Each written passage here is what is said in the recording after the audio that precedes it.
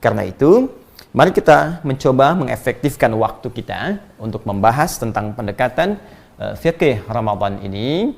Mengapa begitu penting? Ya, karena satu, akan banyak kemuliaan di Ramadan yang dijanjikan oleh Allah Subhanahu wa taala melalui lisan Rasulullah sallallahu alaihi wasallam. Bahkan ada yang sebagian saking istimewanya langsung Allah turunkan surah tertentu untuk memberikan kemuliaan yang hanya ditemukan di Ramadan itu, bukan di waktu lainnya. Baik, itu yang pertama. Yang kedua, ini juga sangat menarik, ada ibadah-ibadah yang sangat penting di bulan Ramadan yang dibutuhkan pengetahuan ya paripurna bagi kita sebelum menunaikannya. Jadi bukan saat menunaikan ibadah itu kita baru belajar ilmunya. Ya, jadi standarnya ilmu dulu baru amal. Ya, masih ingat dalam kaidah ta'lim kita, al-ilmu qablal amal. Ya, wal adab qablal ilmi. Jangan dilupakan, ya. Ingat, jangan lupakan kaidah ini. Allahu akbar. Kita baru muqaddimah sudah sedikit banyak menulis, ya. Al-ilmu ya. Al-ilmu qablal amal. Baik. Ya, ilmu baru kemudian amal. Ya, ain lam mim sebelum ain mim lam. Ain lam mim sebelum ain mim lam. Ya kan? Bukankah lam sebelum mim? Ya. Alif, ba, ta, sa, jim, ha, kha dan seterusnya, lam mim nun waw ha. Ya, hamzah, ya. Ya, lam alif, hamzah, ya. Lam mim baru mim lam. Ini kita bermain sedikit bahasa. Jadi ada kaidah al-ilmu qablal amal. Dalam ibadah itu ketahui dulu ilmunya. Ya, sebelum kita kerjakan amalnya. Apa amalnya? Salat. Maka sebelum salat pelajari dulu ilmunya. Bagaimana cara kita salat supaya salatnya dengan ilmu itu membantu kita bisa khusyuk. Karena itu di Quran dalilnya surah ke-29 misalnya ayat ke-45 kita diminta belajar dulu, baca dulu ketentuan salat dengan benar yang langsung ditunjukkan oleh Allah kepada Nabi Muhammad SAW sebelum kita menunaikan salat itu. Allah berfirman, "Utlu ma uhiya ilaika minal kitab." Ya, wa aqimis shalah.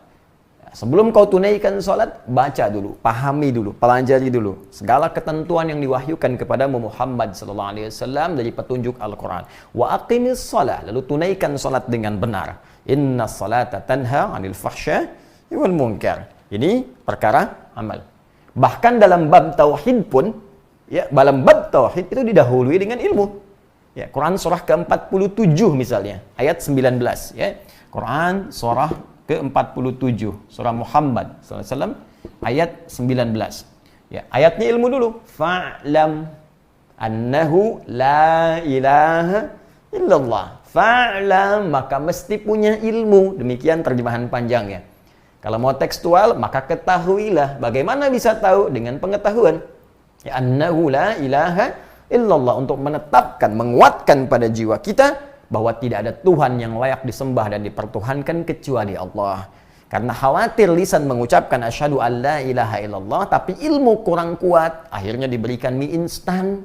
Jadi berubah la ilaha illallahnya. Dikasih sarung jadi pindah ya dari la ilaha illallah.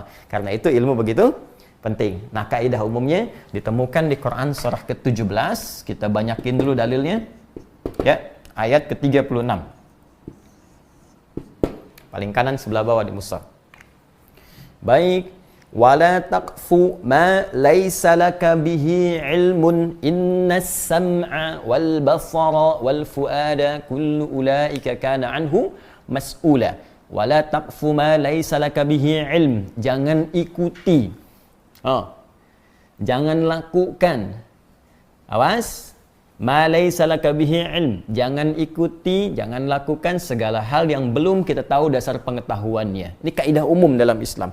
Di Muslim itu nggak latah. Ikut yuk, kemana? Ya, pokoknya ikut aja, nanti lihat. Nah, itu nggak boleh. Kelihatannya sederhana ya. Tapi dalam kaidah Al-Quran, jangan. Ketahui dulu, nanti khawatirnya dibawa ke tempat yang ada maksiat, menyesal kemudian. Ya, digiring ke tempat yang salah, menyesal kemudian. Ya, innas sam'a wal basara wal fuada kullu ulaika kana anhu mas'ula. Sungguh sumber pengetahuan itu baik pendengaran Ini sumber pengetahuan pertama. Awas, hati-hati, karena itu bayi sumber pengetahuan pertamanya dari telinganya. Mendengar, mata belum berfungsi maksimal, dia bisa berucap dengan pendengarannya. Wal basara, penglihatan, wal fuada, akalnya. Di orang yang latah mengikuti sesuatu, tidak menggunakan sumber ilmunya, itu akan dihisab dengan kuat oleh Allah Subhanahu wa taala. Demikian kita belajar ilmu sebelum Ramadan, supaya nanti saat masuk ke Ramadannya, kita bisa menggunakan dasar ilmu ini untuk maksimal dipraktekkan saat puasa. Bukan menggali saat puasa yang seharusnya kita fokus ibadah di dalamnya. Ya, karena itu ulama dulu pun saya ingin mencoba mengikuti di bulan ini, tahun ini, mudah-mudahan Allah berikan taufik. Ulama dulu ngajinya sebelum puasa. Tuntaskan dulu. Jadi begitu masuk puasa, itu taklim rata-rata libur. Ya, karena fokus itu ibadah. Al-Imam Asy-Syafi'i tiap hari khatam Al-Quran sekali, tiap hari. Ramadan 2 kali khatam. Ya, Imam Malik fokus ngaji lagi. Demikian Imam Ahmad ibn Hanbal. Sebelumnya Imam Abu Hanifah jauh-jauh sebelumnya. Ya, Imam Abu Hanifah, Imam Malik, Imam Syafi'i, Imam Ahmad bin Hanbal, juga yang lain-lainnya. Itu fokus ketika Ramadan meningkatkan amal saleh di hadapan Allah Subhanahu wa taala. Maka bagaimana dengan kita yang belum sampai dalam derajat itu?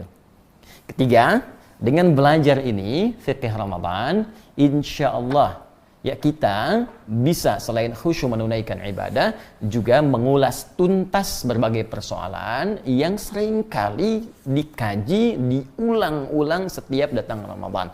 Kita tidak ingin tahun ini dibahas kembali. Ya, Ustaz, apakah setelah tarawih boleh tahajud lagi? Ustaz, apakah tahajud itu 11 rakaat ataukah 23?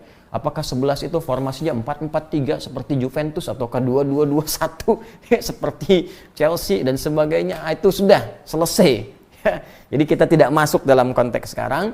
Sekarang kita pahami ilmunya. Dengan izin Allah, mudah-mudahan Ramadan tahun ini bisa lebih baik dibandingkan dengan tahun-tahun sebelumnya.